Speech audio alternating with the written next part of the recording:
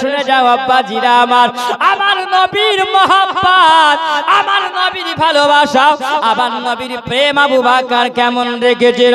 আরে আমার সোনা বাড়িকে একবার খেয়াল করে যাও। ওই সময় আবার নবী যখন ওই জায়গায় আরাম করেন, আবু বকর বলে আমি গুহার মধ্যে প্রবেশ করলাম।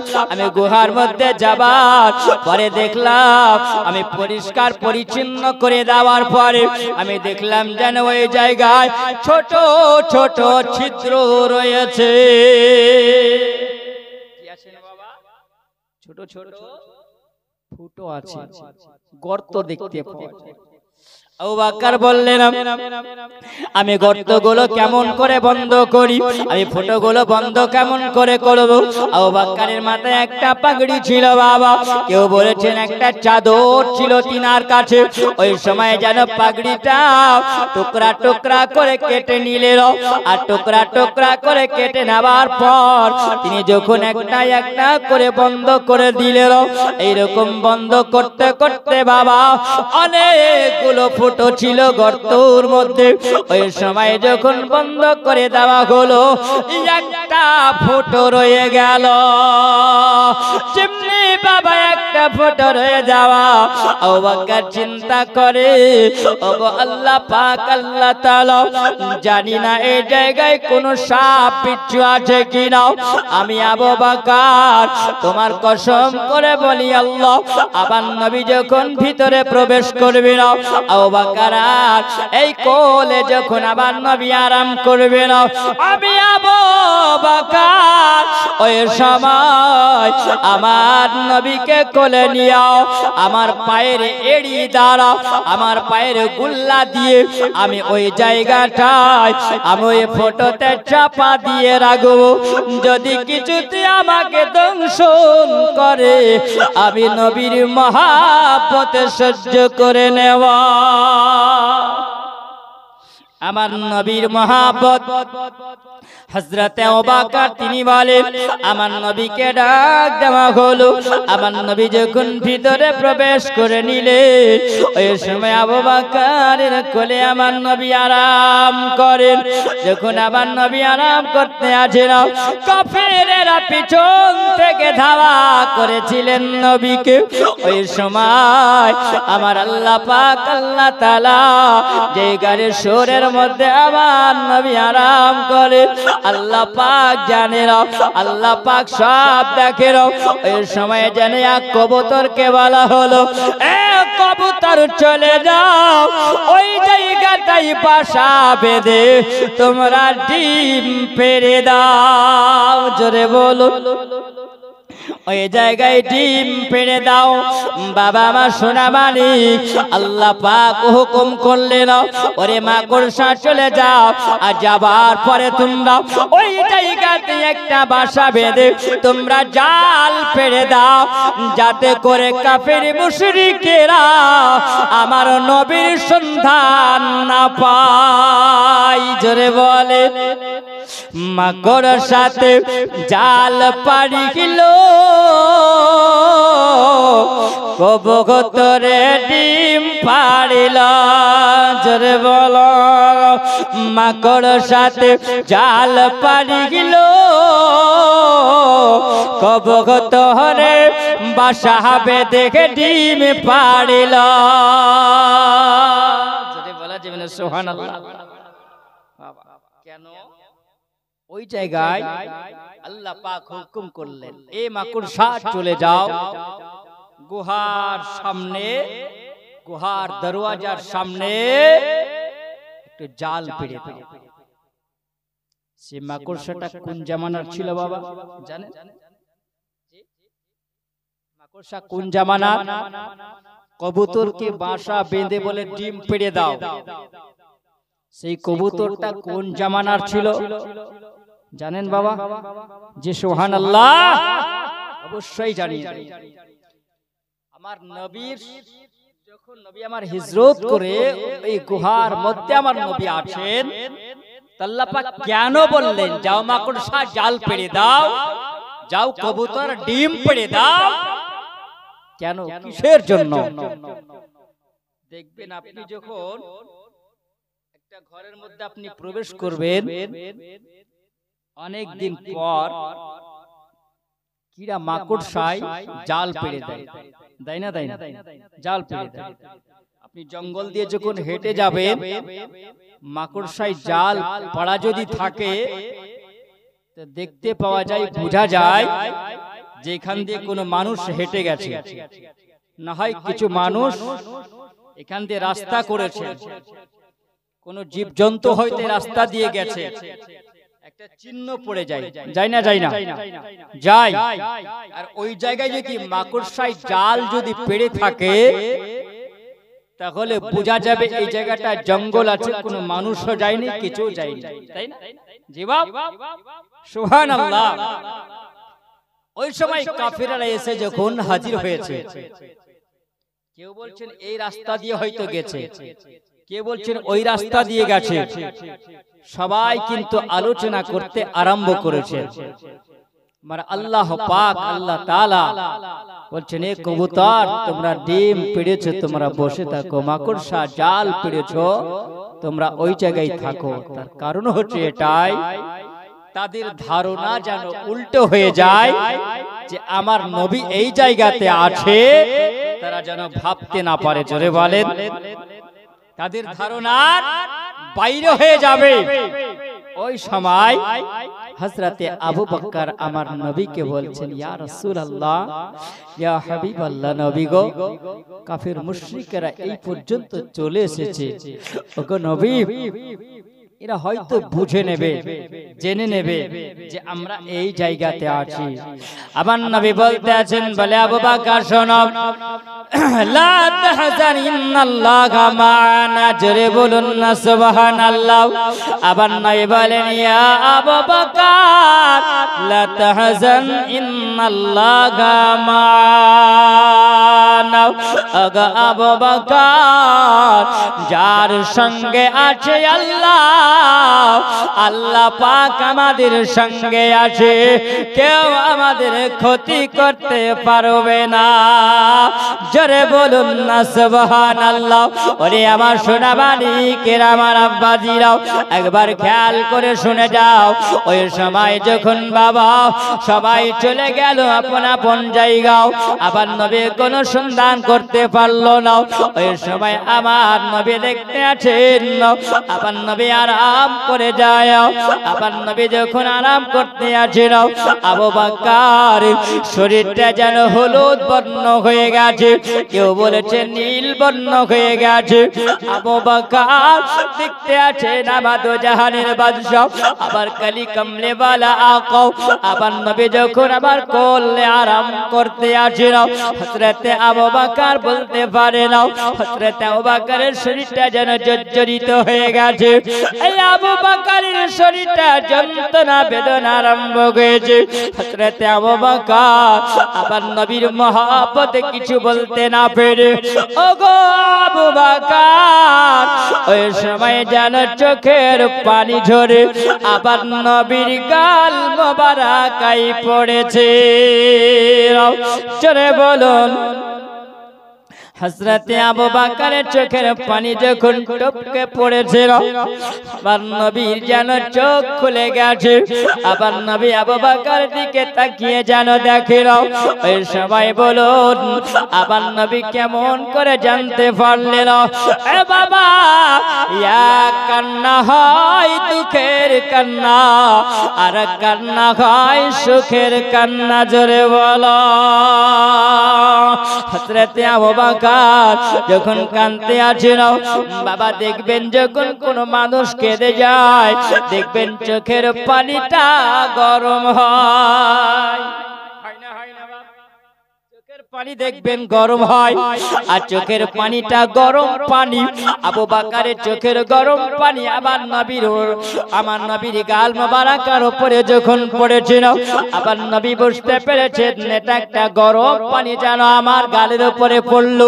আবার নবী চোখটা যখন খুলে দেখেন, আবু বকরের চোখে যেন পানি দেখতে পাওয়া যায়। আমার দরদি নবী গো, ও গো উম্মতি, দরদি নবী, আমার মায়ার নবী জানো, আবু বকরের দিকে তাকিয়ে আমার নবী বলছিল, ওগো আবু বকর, বলো বলো আজকে 3 দিন ধরে নবীর সঙ্গে এসেছে, বলো নিশ্চয়ই বুঝেছি তোমার বাড়ির কথা মনে পড়েছে। আবু বকর বলো তোমার সন্তানের কথা মনে পড়েছে, আবু বকর বিবির কথা মনে পড়েছে।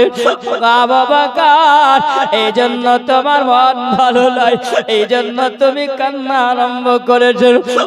আবু বকর বলো বলো আবার নবীকে যেমনি বলেছেন।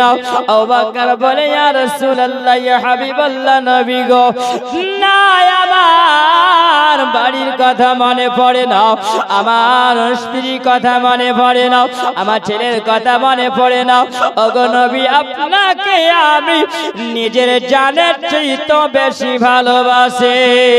জোরে বলো, মন যদি দিতে হয় নবীকে দিও, ভালো যদি বাসতে হয় নবীকে বাসো। জোরে বলো, মান যদি দিতে হয় নবীকে দিও, ভালো যদি বাসতে হয় নবীকে বাসো। তোমার দুঃখ বেদনা যিনি সইতে পারে না, সেই নবীকে মহাবত ভালোবাসিও। মান যদি দিতে হয় নবীকে দিও, ভালো যদি বাসতে হয় নবীকে বাসো। ফুলসে রাতের ধার নবী দাঁড়িয়ে থাকিবে না, ফুলসে রাতের ধার নবী দাঁড়িয়ে থাকিবে না। কিয়ামত করা দরদ পড়া উম্মত গণকে পার করবেন। জোরে বলুন, কিয়ামত করা দরদ পড়া উম্মত গণকে পার করবে। উম্মতের পাগল নবী, সেই নবীকে মহাবতে ভালোবাসিও। মন যদি দিতে হয় নবীকে দিও। আল্লাহুম্মা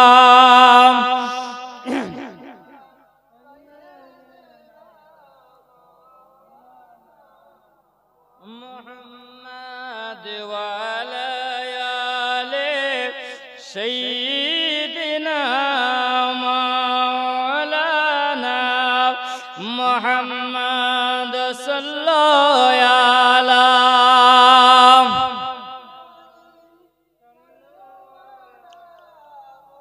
মুহাম্মাদ হরদম জবাব সেনে কালা পাক নবে মুহাম্মাদ হরদম জবাব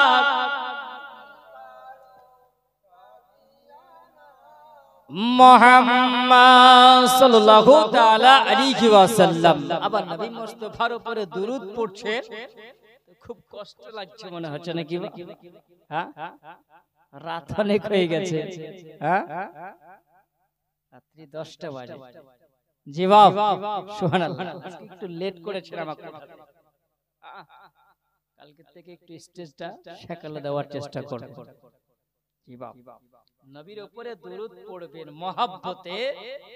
নবীর উপরে যদি একবার দুরূদ শরীফ যদি পড়েন তো নবী বলেছেন মান সাল্লা আলাইহি ওয়াহিদা আহাদা আশরাতান, যে ব্যক্তিরা একবার নবীর মহব্বতে দুরূদ পড়ে নাই সেই ব্যক্তির উপরে আল্লাহ পাক 10টা রহমত বর্ষণ করে।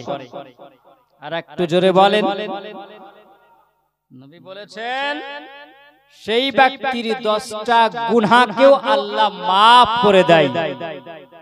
তাহলে আমরা নবীর উপরে দুরূদ পড়ব না? আল্লাহর নবী সাল্লাল্লাহু আলাইহি ওয়াসাল্লাম বলেছেন কিয়ামতের ময়দানে, মাহশারের ময়দানে সব চাইতে ওই ব্যক্তিরা আমার নিকটে থাকবে, আমার কাছে থাকবে, যেই ব্যক্তিরা বেশি বেশি করে নবীর উপরে তারা দরুদ পড়েছেন। জোরে বলেন। তাহলে আমরা নবীর উপরে দরুদ পড়ি না? তাহলে নবীর উপরে দরুদ পড়ে আমরা খুশি না বেজার? জোরে বলেন। নবীর উপরে আমরা দরুদ পড়ে আমরা খুশি হই, আর যাদের জ্বালা হয় তাদের জ্বালা হতে দেন। যত বেশি বেশি করে আমরা দরুদ পড়ব তত নবী খুশি হয়, তাতে আল্লাহ পাক রাজি হয়ে যায়। জোরে বলেন।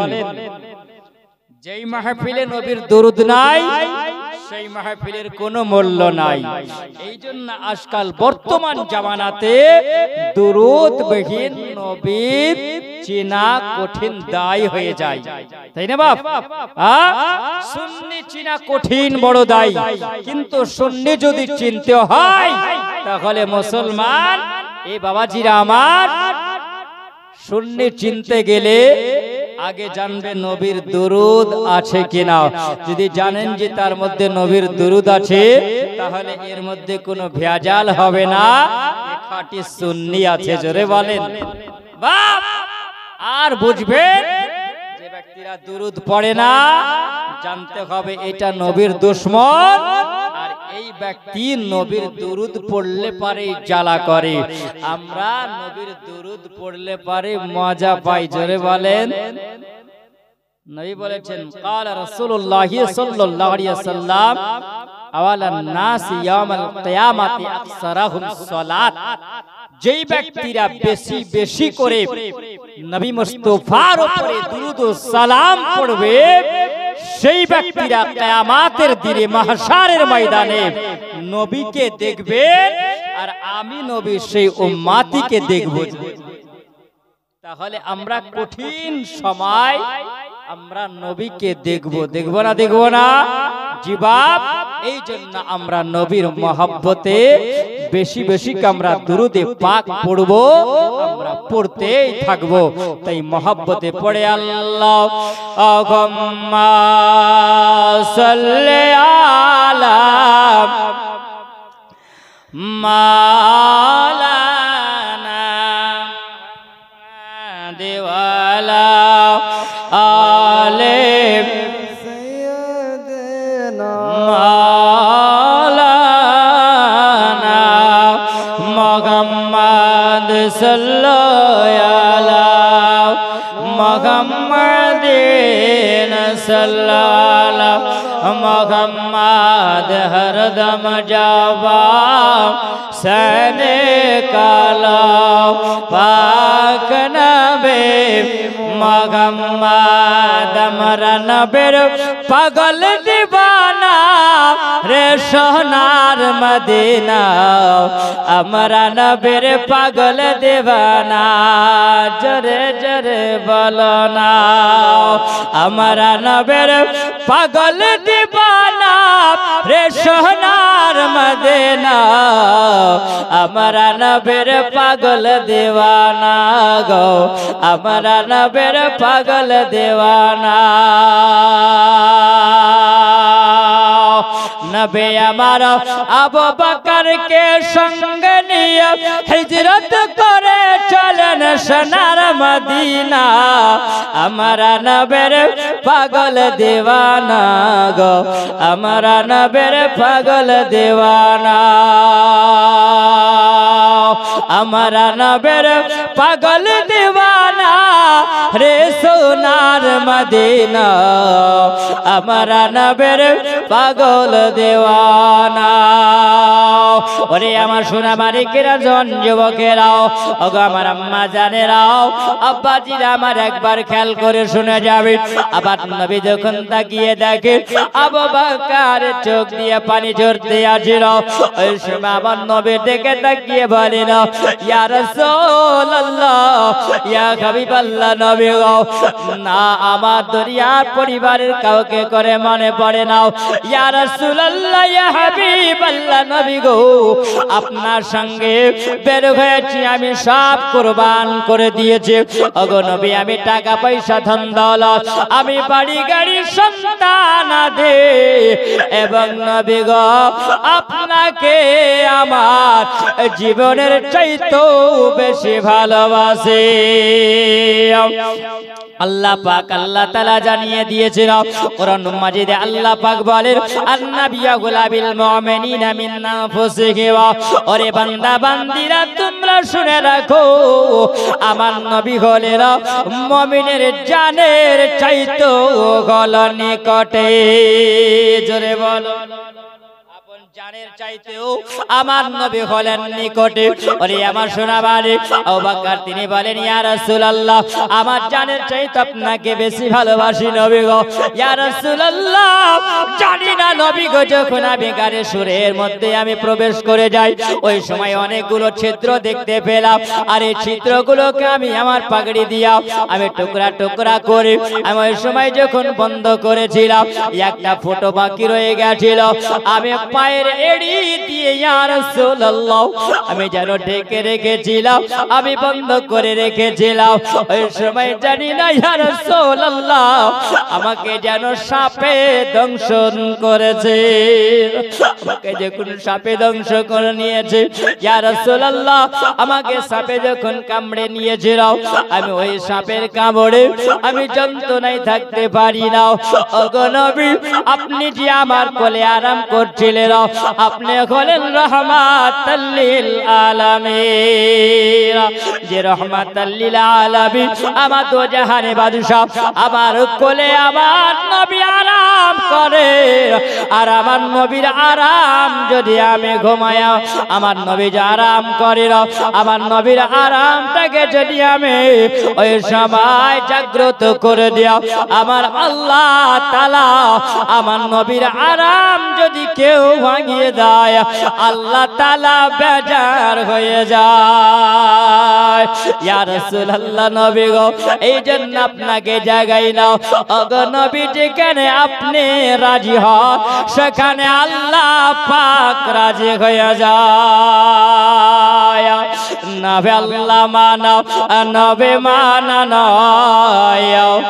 নবী মানলে আল্লাহ পাওয়া যায় জোরে বলেন না সুবহানাল্লাহ আল্লাহ মানো নবী মানানো নবী মানলে আল্লাহ পাওয়া যায় এই কথাটা আব্দুল্লাহদের নয় স্বয়ং আল্লাহ কোরআন পাকে কয় জোরে বলেন আল্লাহ মানো নবী মানানো নবী মানলে আল্লাহ পাওয়া যায় ওরে আমার সোনা মানিকেরা জোয়ান যুবকেরা আল্লাহ শুধু মানলে হবে না ঈমান আনো আগে আল্লাহর প্রতি আর তারপরে ঈমান নিয়ে এসো আমার নবীর উপরে আল্লাহর প্রতি আগে ঈমান আনো তারপরে আমার নবীর উপরে নিয়ে আসো আর নবীর উপরে যদি তুমি পূর্ণাঙ্গ বিধান ঈমান যদি নিয়ে আসো তাহলে নবীর মহব্বত হবে আর যদি নবীর উপরে ঈমানি মহব্বত যদি না আসো তোমার জীবন বেকার হয়ে যাবে আবু বকর বলে ইয়া রাসূলুল্লাহ ইয়া হাবিবাল্লাহ নবী গো আপনাকে এক বাক্য নবী বলে মেনে নিয়েছি নবী গো ইয়া রাসূলুল্লাহ আপনাকে এত ভালোবাসি নবী গো এই সাপে আমাকে দংশন করে নিয়েছে আবার নবী বলেন বলে আবু বকর তোমার পাটা একটু দেখাও আবার নবীর সম্মুখে আবু বকর যখন পাটা বের করলেন আবার নবীকে যখন দেখায় দিলে আমার নবী মুস্তাফার এই মুখ থেকে থুতু মোবারক আমার নবী বের করে আবু বকর ওই পায়ের ওই জায়গায় যখন লাগায় আমার নবী দিয়েছিল আবু বকর বলে আমার নবী নবীর যেমনি দেখলাম থুতু মোবারকটা লাগায়া দিল, ওই সময় দেখা গেল আবু বকরের বিষ পানি হয়ে গেল। যন্ত্রণা মিটায়া যায়। আবু বকর বলে, ইয়া রাসূলুল্লাহ, ইয়া হাবিবাল্লাহ গো, আপনার থুতু মোবারক লাগার কারণে আমার যন্ত্রণা সব দূর হয়ে গেছে।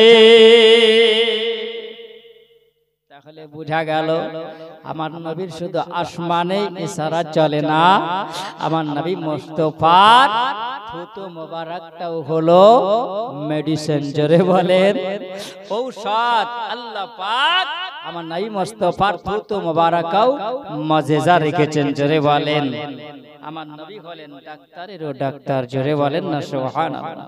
নবী হলেন হাকিমেরও হাকিম। আমার নবী মুস্তাফাকে আল্লাহ পাক রব্বুল আলামিন দু জাহানের বাদশা করে পৃথিবীতে পাঠিয়েছেন। জোরে বলেন এই মানুষের মানব জাতির কল্যাণের জন্য আল্লাহ পাক আমার নবীকে পাঠিয়েছেন। মহান আল্লাহ পাক আমার নবী মুস্তাফাকে আল্লাহ এই পৃথিবীতে রহমত করে পাঠিয়েছেন। জোরে বলেন সুবহানাল্লাহ। আল্লাহর নবী সাল্লাল্লাহু আলাইহি ওয়াসাল্লাম কে আল্লাহ পাক এই পৃথিবীতে আল্লাহ পাক আমার নবীকে আপনার আমার আরশ কুরসি লৌহ কলম জমিন ও আসমান যা কিছু আল্লাহ সৃষ্টি করেছেন সব কিছুর জন্যই হলো রহমত। জোরে বলেন আল্লাহর নবী বলছেন, আবু বকর যন্ত্রণা কমেছে? আবু বকর বলে, হ্যাঁ ইয়া রাসূলুল্লাহ, নবী আর যন্ত্রণা দূর হয়ে গেছেন। আল্লাহর নবী সাল্লাল্লাহু আলাইহি ওয়াসাল্লাম বলেন, আবু বকর পা তুমি সরিয়ে নিয়েছো, কিন্তু তুমি আবু বকর জানো এই যে সাপ তোমাকে দংশন করেছেন, এই সাপটা কোন জামানার সাপ ছিল বাবা জানেন? জি জানেন না। ওই যে কবুতর ছিল, ওই কবুতরের ডিম পড়েছিল, সুবহানাল্লাহ, ওটা হচ্ছে হযরতে নূহ আলাইহিস সালামের জামানার। জোরে বলেন সর্বপ্রথমে যখন নৌকাটাকে যদি পাহাড় থেকে লাগিয়ে যদি পাহাড়ে যখন লাগানো হয়েছিল, নূহ আলাইহিস সালাম সর্বপ্রথম হুকুম দিয়েছিল কাকে? এক কাককে হুকুম করেছিল। কে বলেছেন? এক মুরগিকে হুকুম করেছিল। তো মুরগি ওই সময় কাক দেখবেন হুকুম পাওয়ার পরে যখন বন্যাতে অনেক কিছু পশু পক্ষীরা ভেসে যায়, ভাসে না, মারা যায়, তখন দেখবেন কাকে চিলে পশু পক্ষীতে ছিঁড়ে খায়। খায় না? খায় না, মরা জিনিস ছিঁড়ে খায়। তো কাক দেখলো যাই হোক খাবার তো পেয়েছি। ওই সময় নূহ আলাইহিস সালামের কথাটা ভুলে গেছে। যখন ভুলে গেছে, মুরগি আসার পরে দেখলেন যে ওই সময় অনেক কিছু খাবার পাওয়া গেছে, খেতেই ব্যস্ত আছে। আল্লাহর পয়গম্বর নূহ আলাইহিস সালাম ওই কবুতরকে পাঠিয়েছিল, যাও শুকনো জায়গায় একটু সন্ধান করে এসো। তো দেখবেন ওই কবুতর, ওই পায়রাটা নূহ আলাইহিস সালামের হুকুমটা শোনার পরে সঠিকভাবে পালন করেছিল।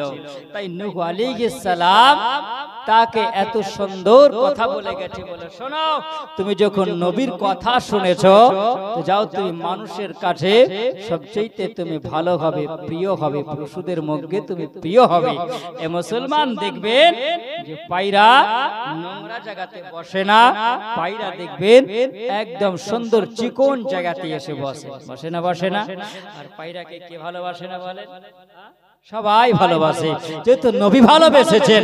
এ মুসলমান, আল্লাহ পাক বলছেন, যাও, যখন আমার নূহ আলাইহিস সালাম তোমাকে যখন ভালোবেসেছে, তুমি যখন মানুষের কাছে প্রিয় হয়েছো, তো আমি তোমাকে অতদিন হায়াত দান করব, তোমাকে বয়স আমি দেব।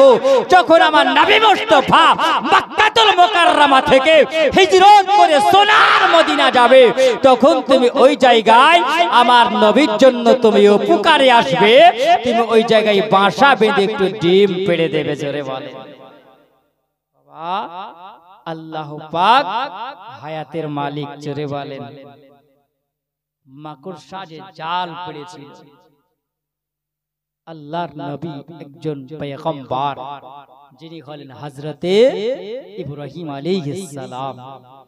তিনি আল্লাহর কাবা ঘর তিনি নির্মাণ করবেন।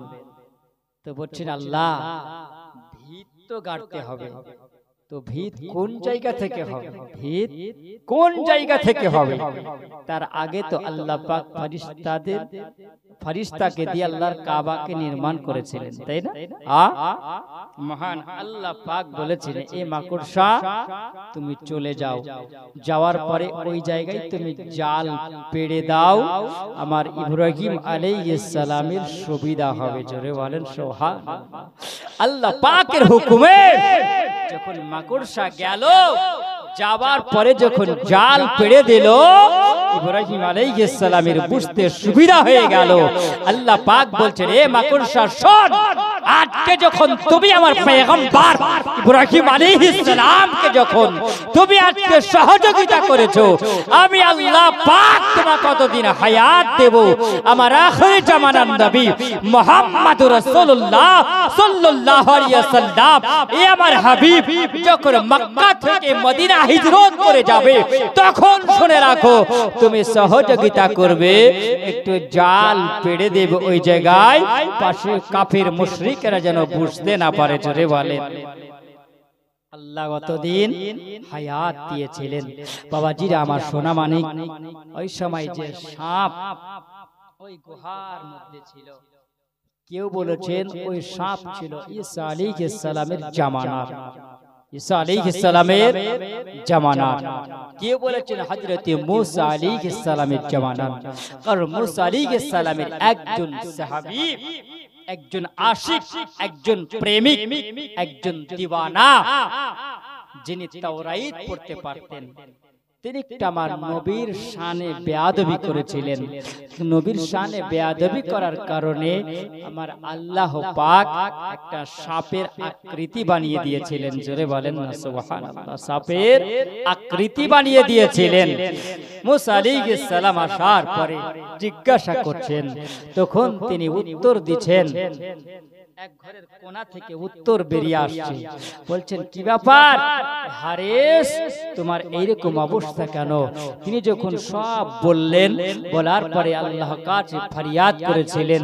মুসা আলাইহিস সালাম বলেছিলেন, ওগো আমার আল্লাহ পাক, ওগো আল্লাহ তাআলা, আমার একজন দিওয়ানা, আমার একজন প্রেমিক, তুমি আমার উপর একটি কিতাব নাজিল করেছো, যে কিতাবটার নাম হলো তাওরাত শরীফ। আরে তাওরাতের মধ্যে আমার নবীর নাম লিপিবদ্ধ করা আছে। জোরে বলেন না সুবহানাল্লাহ।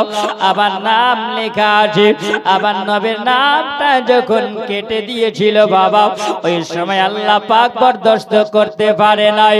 কারণ যারা নবীর দুশমন যারা হয়, আমার আল্লাহ পাক তাদের সঙ্গে আমার নবীর দুশমনের সঙ্গে আল্লাহ পাক আল্লাহ তাআলা অ্যাকশন নাই। জোরে বলেন নবীর যারা বেয়াদবি করবে আল্লাহ পাক তাদেরকে শাস্তি দিবে না। ওরে আমার সোনা মানিক জওয়ান যুবকেরা, একবার খেয়াল করে শুনে যাও। আমার মুসা আলাইহিস সালাম বলেছেন, আল্লাহ তোমার একজন বান্দা ভুল করেছে, আল্লাহ তুমি আমার তোমার ওই বান্দাকে তুমি ক্ষমা করে দাও।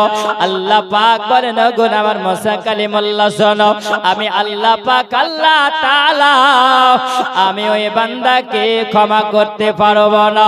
কারণ এই জন্য আমার নবীর শানে বেয়াদবি করেছিল, যেটা হলো তোমার নবী। জোরে বলেন আবার নবী হলেন আদম নবীর নবী, আবার নবী হলেন ঈসা নবীর নবী, আবার নবী হলেন ইব্রাহিম নবীর নবী, আবার নবী হলেন মুসা আলাইহিস সালাম নবীর নবী। আল্লাহ পাক আদম থেকে ঈসা নবী পর্যন্ত যত নবী আল্লাহ পাঠিয়েছিল, সব নবীদের নবী করে আল্লাহ পৃথিবীতে পাঠিয়েছেন। জোরে বলেন আবার নবী হলেন নবীদের সরদার। আমার আল্লাহ পাক আল্লাহ তাআলা জানায়া দয়া, ওগো আমার কালী আমি আল্লাহ ক্ষমা আমি করব না। আমি তোমার পরও আমি আল্লাহ একজন নবীকে পৃথিবীতে পাঠাবো, যেই নবীর শানে বেয়াদবি করেছে ওই নবী যাবার পরে যদি ক্ষমা করে তাহলে ওই বান্দা ক্ষমা পেয়ে যাবে।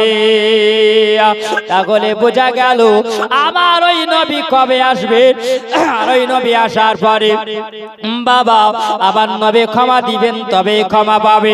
তাহলে আল্লাহ পাক আল্লাহ তাআলা ওই বান্দাকে আল্লাহ অতদিন হায়াত আল্লাহ রাখতে পারে, জোরে বলেন তাই না? আল্লাহ পাক হায়াতও রাখতে পারে। ওই সাপ বাবা যখন বলেছিল ওই নবী আসবে তিনি জানতে পেরেছিলেন তাওরাতের মধ্যে লিপিবদ্ধ করা আছে যেই নবী পৃথিবীতে জন্ম নেবে তার মায়ের নাম হবে আমিনা, বাবার নাম হবে আব্দুল্লাহ, আর দাদুর নাম হবে আব্দুল মুতাল্লিব। আর ওই নবী পৃথিবীতে আসবে মক্কা নগরে জন্ম নেবে। 53 বছর বয়সে নবী ওই সময় মক্কা থেকে তিনি হিজরত করে যাবে মদিনা, জোরে বলেন। আর হিজরত করে যখন মদিনা যাবে 3 দিন ধরে তিনি গারে সুরে আবু বকরকে সঙ্গে নিয়ে তিনি আরাম করবেন। ওরে আমার সোনা মানিক জওয়ান যুবকেরা, ওই সময় সাপ বলেছিল আল্লাহ আমি কোথায় যাব, কোথায় গেলে নবী দেখা পাবো, ওই নবীর কাছ থেকে আমাকে ক্ষমা চাইতে হবে। বাবা উনি যখন জানতে পারলেন ওই সময় তিনি গারে সুরে আরাম করেছিল। আল্লাহ ওগো মাবুদ তুমি আমাকে কতদিন হায়াত দিও, আমার নবী কবে আসবে, আর ওই নবীর অপেক্ষাতে আমি থাকবো, আর ওই নবীর দিদার চেয়ে আমি নবীর কাছ থেকে ক্ষমা চেয়ে নেব। ও বাবা সোনা বাণীকেরাও জওয়ান যুবকেরাও একবার খেয়াল করে শুনে যাও। ওই সময় যখন গর্ত থেকে সাপ বের হয়েছে, সাপ বের হবার পর আমার নবীকে যেন সালাম দিয়েছে, আবার নবীকে সালাম জানিয়েছিল। আবার নবী বুঝে নিয়েছে এটা হলো ওই জামানার সাপ, জোরে বলুন। আমার নবী দেখলেন, আবার নবী কথা বললেন। আমার আবু বকর তিনি বলেন আল্লাহ পাক একটা বিষধর সাপকে আল্লাহ অতদিন আল্লাহ পাক জীবিত রাখতে পারে, কতদিন আল্লাহ পাক জীবিত রাখে। একটা সাপের বয়স হয় 1000 বছর, জোরে বলে 1000 বছর যখন হয় ওই পাহাড়িয়া সাপ 1000 বছর যখন হয় তখন বাবা ওই সাপের গায়ে লোম গজায়া যায়, লম্বা লম্বা লোম গজিয়ে যায়। আবার ওই সাপটা যখন আর 1 বছর হয়, 2 বছর যখন হয়ে যায় ওই সাপের শরীর থেকে লোম গুলো খসে খসে পড়ে যায়, লাল বর্ণ হয়ে যায়। ওরে আমার মুসলমান, হযরত আবু বকর তিনি বলেছিলেন আমি দেখলাম ওই সাপটা শরীর থেকে যেন লোমগুলো খসে খসে পড়ে গিয়েছিল। আমি বুঝে নিয়েছিলাম এই সাপটা হয়তো 2000-এর আরো বেশি বেঁচে ছিল, জোরে বলে। আবার নবী ক্ষমা দিয়েছিলেন। বাবা আমার সোনা বাণীকেরা ওই সময় হযরত আবু বকর তিনি দেখলেন। আবার নবীকে বলেন ইয়া রাসূলুল্লাহ, নবী গো এবার আমরা কোথায় যাব, এবার আমরা মদিনার দিকে রওনা হব। আবার নবী যেন চোখ দিকে পানি ঝরেছিল। ওরে আবার সোনা বাণীকেরা, আবার জওয়ান যুবকেরা একবার খেয়াল করে যাবেন। আবার আল্লাহ পাক আল্লাহ তাআলা আবার নবীকে যখন হুকুম করলেন ওগো নবী আপনি মক্কা থেকে চলে যাবেন, এটা কাফেরের অত্যাচারে আর আল্লাহ পাকের হুকুমে, জোরে বলেন। কেউ যদি বলে নবী আমার কাফেরের ভয়ে গেছেন, কেউ যদি বলে নবী আমার কাফেরের ভয়ে গেছে, এটা ভুল কথা হবে, এটা গালাত কথা হবে। কারণ আল্লাহ পাক আমার নবীর হেফাজত করে, জোরে বলুন। কারণ নবীকে মারনে वाला কি কেউ আছে? আমার নবীকে মারনে वाला কেউ নাই। কারণ হেফাজত করনে वाला তিনি হলেন আমার আল্লাহ, জোরে বলুন না সুবহানাল্লাহ। ওরে আমার সোনামানিকেরা, আল্লাহ পাকের হুকুমে আমার নবী গেছে না, কাউরির জন্য নয়, কাউরির ভয়ে নাই, কাউরির ডরে নাই। আল্লাহ পাক আমার নবীকে হুকুম করেছিল, তাই নবী গিয়েছিল। আবার নবীকে যখন হুকুম করা হলো, আবার নবীর মনটা বড় ভালো ছিল না, আমার নবীর মনটা বড় খারাপ। কেন এই জন্য মন খারাপ? আল্লাহ তুমি মক্কা নগরে আমার নবীর জন্ম হয়েছিল, আর নবীর জন্ম যখন মক্কা নগরে হয়, আবার নবী বড় আনন্দিত ছিলেন। কারণ আল্লাহ তুমি এক কাবা বানিয়েছো, আসমানের উপরে কাবা, যেটা হলো ফেরেশতাদের কাবা। নাম দিয়েছো তুমি বাইতুল মামুর, জোরে বলুন। যেটা হলো ফেরেশতাদের কাবা, আল্লাহ পাক তুমি ওই কাবা বানিয়েছো, যেটা হলো মানুষের কাবা বানিয়েছো। আল্লাহ তুমি আদম নবীর কাবা বানিয়েছো, তুমি ঈসা নবীর কাবা বানিয়েছো, আল্লাহ তুমি ওই নবীর কাবা বানিয়েছো। কিন্তু আল্লাহ পাক আমার নবীকে কাবারও কাবা বানিয়েছে, জোরে বলেন না সুবহানাল্লাহ। আবার নবীকে আল্লাহ পাক কাবার কাবা আল্লাহ বানিয়েছিল।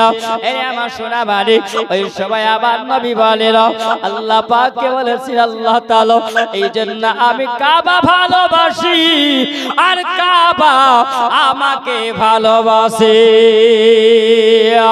ওই সময় আমি কাবাকে দেখে বড় আনন্দিত হয়েছিল। আবার নবীর কাছে যখন হুকুম আসলো, আল্লাহ পাকের ওহী নাজিল হলো,